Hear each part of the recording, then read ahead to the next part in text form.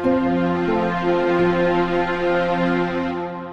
welcome back. If this is your first time here, I'm Wayne Lehrer and I practice Dharma yoga.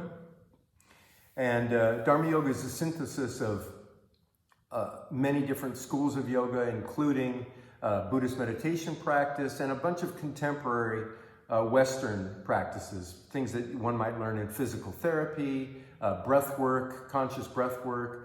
And so if you want to learn more about that, I'll lead you to our site later on.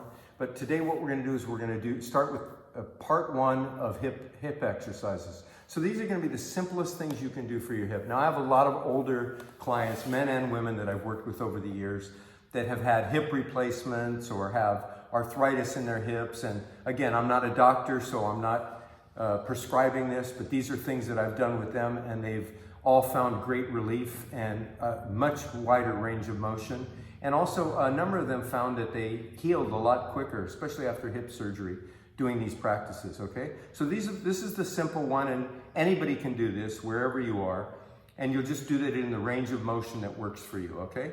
So get ready. I'd like you, if you have some blocks available, you might want to have them ready. You can put them at one end of your mat or on your carpet, wherever you're doing this at home. Okay, so what we're going to do is we're going to start by coming onto all fours. And what we're looking at is we're looking, as in everything, we're looking at range of motion. So part of what you lose over time, because we sit so much and we walk so little and we exercise not enough, or we do repetitive exercises that have our legs and hips move through the same range of motion, which isn't really what we were designed to do. You know, we were designed to move over hills and gullies and uneven terrain.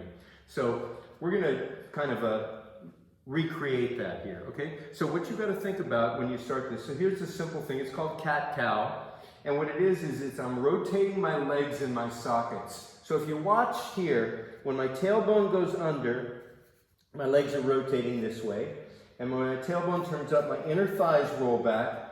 So my legs are literally, at the top of each one of your leg is a femur bone. The top of the femur bone, there's a ball, and it fits in a cup.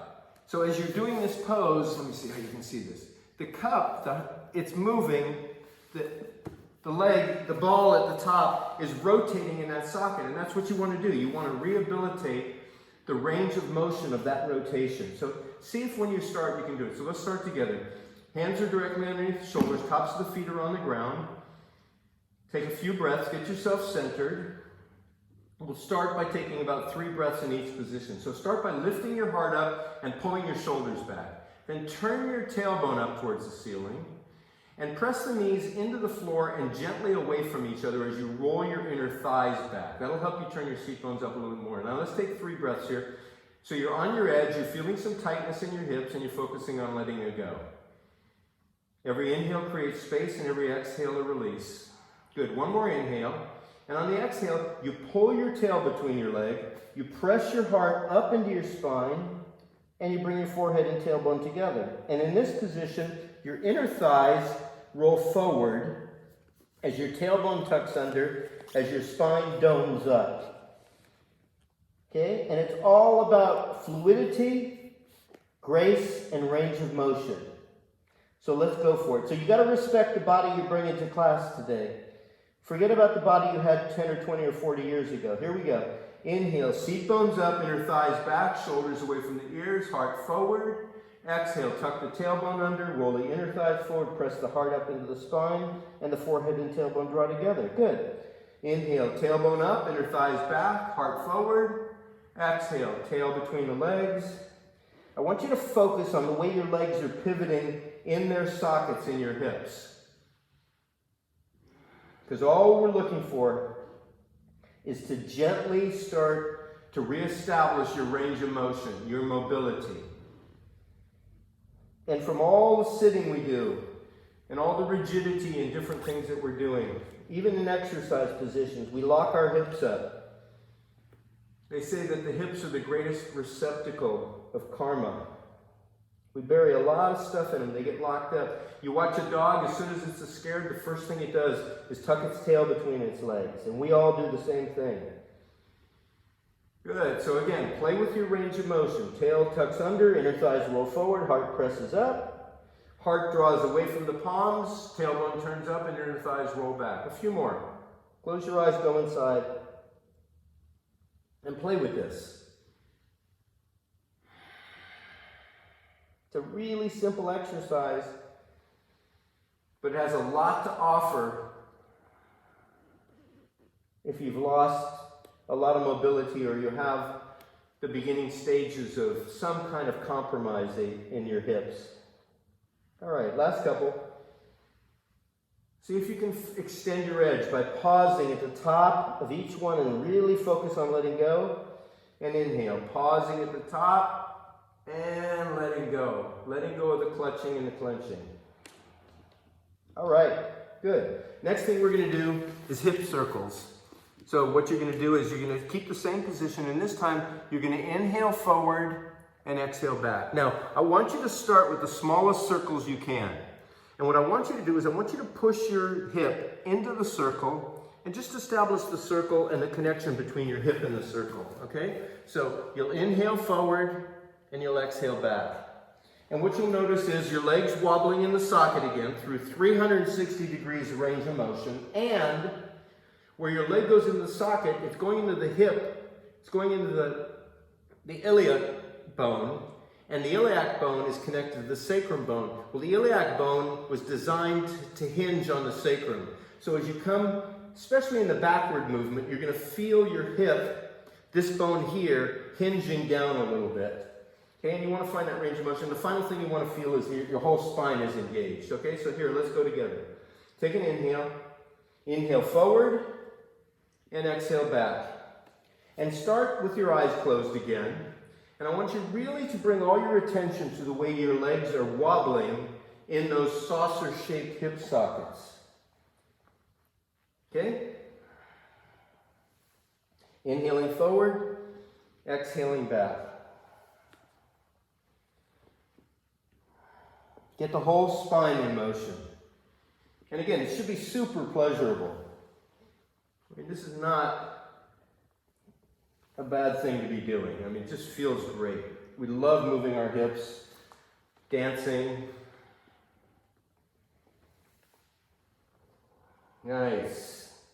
And let's change directions. Inhale forward and exhale back. Now, don't assume that it's going to be the same in each direction. I want you to really pay attention. You might find that there's a karmic knot or some old injury or some buried trauma. Move through it really gently and conscientiously. The key to all of these moves is what we currently refer to as mindfulness. You want to be mindful in your practice, and you'll get the greatest benefit from everything. So now try to push the circle a little bigger by pushing your hips into the circle at the edges. And try to get your whole spine in motion again. Good, let's change directions one last time. Inhale forward. If you want to speed up a little bit, you're welcome to, but only if the body's inviting you to, only if it feels really good.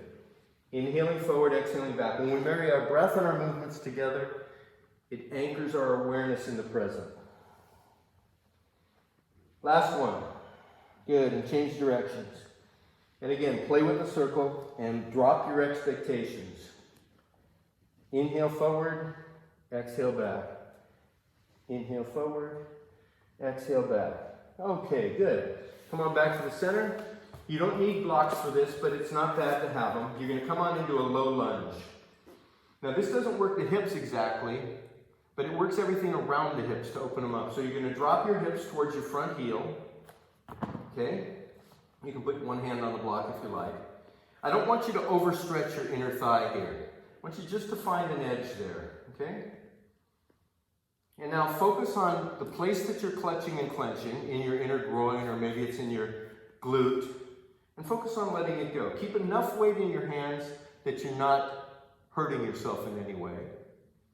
And you're being sensitive to exactly what your body needs. And the whole idea in every yoga pose is to go to my edge, to breathe, to let go. So that going deeper in a pose is not a function of pushing, but it's a function of surrendering. So as the body becomes comfortable, it lets go. A couple more breaths here. Okay, so this next thing is a little more challenging. Okay? What you're going to do is you're going to turn your block flat.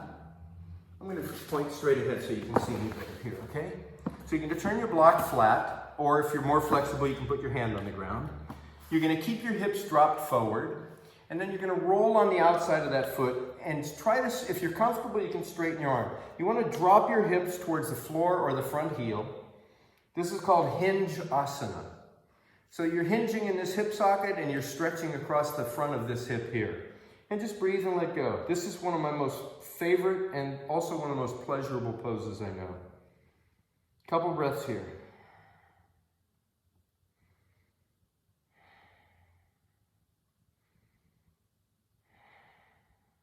Nice. Should feel really sweet. If you can straighten that arm all the way, fantastic. Okay, good. Let's come on out of it. Let's do the other side. And again, it's up to you to decide when enough is enough. And I can tell you, too much is always too much. It should all feel sweet. And when I'm right up on my edge, at my maximum level of stretch, it feels really good. When I've gone over my edge, I begin to feel pinpointed discomfort, and you don't want that. You want the stretch to be through as big an area, a biggest swatch of the body as you can get it through. That's how you'll get the greatest benefit. Okay, so drop your hips towards that front heel. Now pay attention to where the stretch is. It might be across the front of this, it might be in the inner hip, it might be in the outer glute. You know, each one of us have different issues. You might feel it in the top of your quad.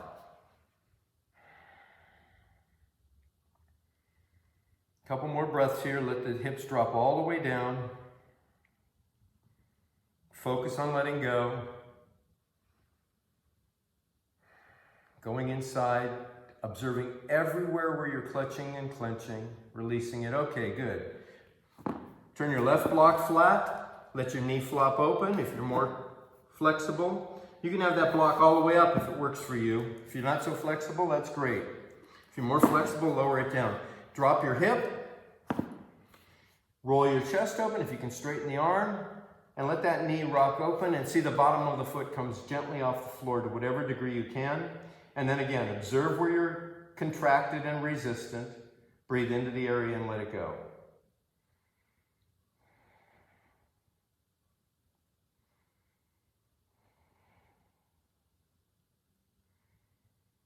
Nice. Okay. Here we go. Come on back up. And now you're going to come to a standing position with the big wide legs, all right? And if you need your blocks, I suggest you use them here if you're not flexible. Take your feet about a foot or two wider, you know, whatever's comfortable for you here. If you're more flexible, you can take a wider stance. What we're going to do is if you've got blocks, you're going to walk over. I don't use the blocks, so I'll just show you. You're going to bend one knee and keep the outer edge of the opposite foot on the floor, okay? So you're going to get a big stretch through the inner groin, which is one of the areas that contracts, that loses the mobility of the hips. And you can also feel it in your outer hip. And you might feel it somewhere, you know, on the left side as well. It doesn't matter. What you want to do, though, is find your edge and breathe, okay? So breathe and let go. Those of you that are more flexible, you can walk your hands forward. But it's most important that you keep the outer edge of your foot down and you don't overstretch. Okay, take a few more breaths here. And again, this is part one of us opening the hips up for, you know, taking care of old injuries or increasing range of motion. Good. And you're going to inhale, come up to the center, and slowly lower over and stop at your first edge. Now, if your heel comes off the ground, which mine does on one side and not the other, that's not a problem.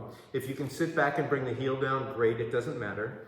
But mostly you want the toes pointing forward on that foot, and you want the outer edge down, and you want to feel the stretch in the inner glute, the inner groin area, inner hip, and the outer glute, outer hip.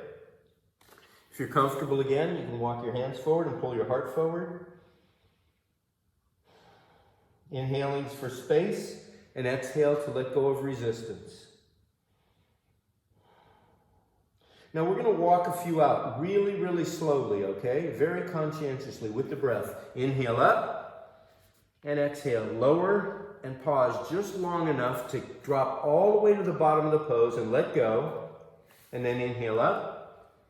And again, use your blocks if you need them. Over, pause, bottom of the exhale, let go. You may only go down, you know, a third of the way. This may be it for you. That's okay. Good. Last one. Good. And now that you're here, I want you to turn your foot up. Rotate your inner thigh to the sky and your outer hip to the floor. And again, if you can fold forward or walk your hands forward, that'll take it deeper. But just come to where you feel a good stretch. And then relax your buttocks. Find a way to breathe into your inner thigh. Let it go. Good. Inhale up. And exhale over. Pivot up on the heel. Roll the inner thigh up and the outer hip down. Flex the foot back towards the body. Those of you that are more Gumby, walk your hands forward.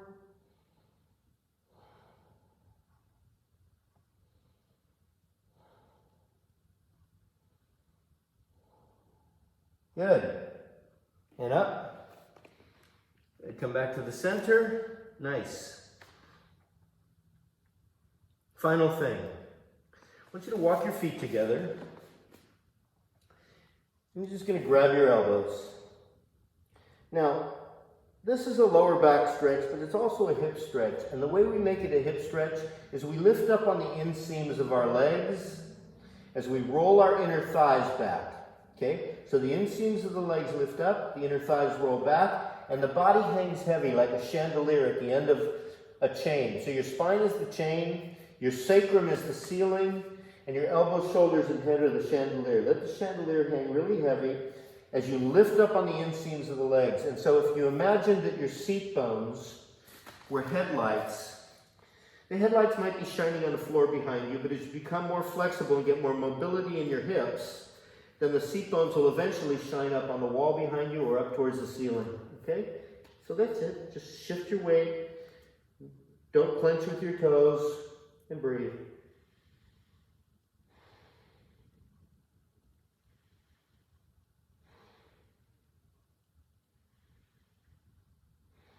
Okay, release it. Good. Come on down. We'll do one last thing. I said that was the last, but I got one more for you. And then we'll call it a day. Okay, so bring the bottoms of your feet together. It's called Bodakanasana. You're going to interlace your fingers. You're not pushing your knees down, but you're extending them out towards the sides of the room. You're lifting your heart up. You want to try to keep your spine relatively straight. And instead of collapsing your body over, I'd rather you extend your knees out and keep your heart pulling forward and your spine relatively straight. That'll take it deep inside your hip joints, okay? And your limitation will be your range of motion in your hips. Get to your edge, breathe, and let go. So notice that right when you get to your edge, you start protecting the area. At that point, start letting go of the superficial muscles that are protecting it, and let yourself drop in to the old holding pattern, the habituated karmic holding pattern. If you find some space, inhale, pull your heart forward, and exhale, lengthen down a little farther. And again, try to keep your spine as long and flat as you can. And if you still have space, inhale forward, and exhale, you can come down even farther. This goes deep inside the hip joints. Just take a few more breaths here.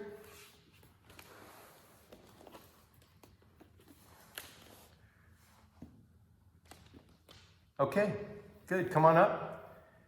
Once again, thanks for joining us. I hope your hips feel better. You can use any one of these hip exercises randomly or in the order I've done them. You can do it with me here, or you can pick your favorites and add them in.